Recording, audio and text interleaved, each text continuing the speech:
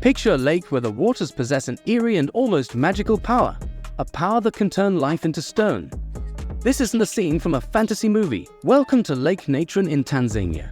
Lake Natron's waters reach temperatures up to 60 degrees Celsius and are extremely alkaline, thanks to the sodium carbonate and other minerals that flow into the lake from the surrounding hills.